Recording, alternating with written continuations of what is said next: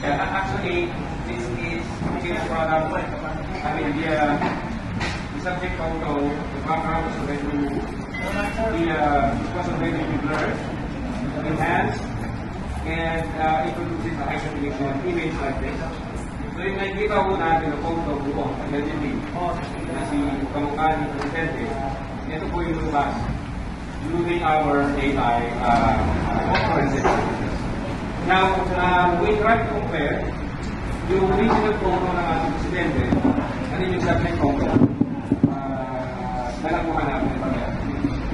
And then, through our expert, we utilize the VSC, meaning the Video Spectral Comparator. It is a spectral imaging process utilized for forensic examination and authentication of question documents. So we have our experts here, Chief Carol from Question Division, Question Documents. She will describe the details of the processes and how she arrived these photos in this line.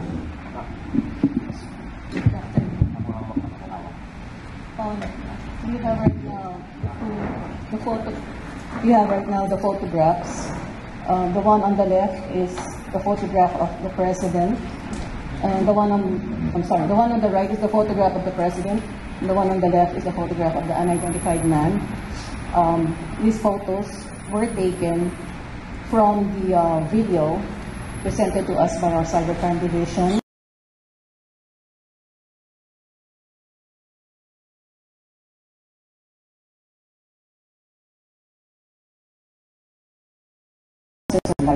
In this case, we use the white light for the first two images, particularly focusing on the ear as it appears on the photograph of the president and on the ear of the unidentified man.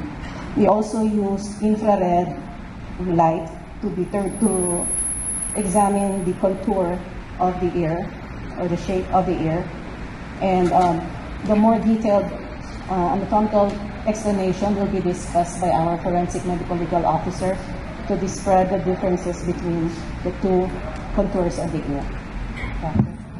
Good afternoon, everyone. Good afternoon to all of the here, or all the one here in the forum.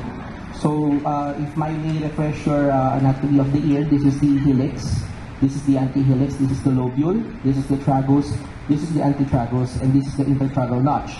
So as you can see, from the two photos that were presented as done spectral analysis from the video spectral analysis, you can see that this is the tragal notch here are embossed compared here, which is not that embossed.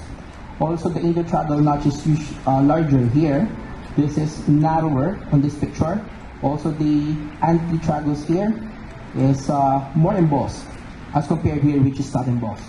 So it means this picture is definitely not the same. Okay, just to inform you, this is a slide that nakalagay dito na algorithm shows na hindi talaga si Presidente ito. And then I will just present you the next slide. Next slide, please. Right. Okay, meron din tayong videos to detect. Okay? Okay. Although I will not delve so much on this. Okay, sige sir. The picture show that there is actually significant discrepancy in the facial features of the president. Unang-una doon is yung size ng ear niya, the shape of the eyes, the shape of the nose, at saka yung sideburns niya. Very different talaga. Okay?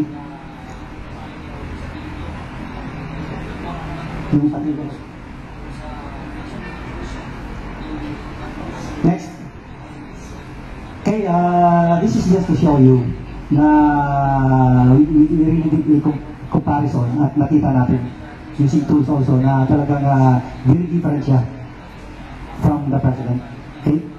Next slide. Now there was also another post stating or saying that this video was taken in 2012.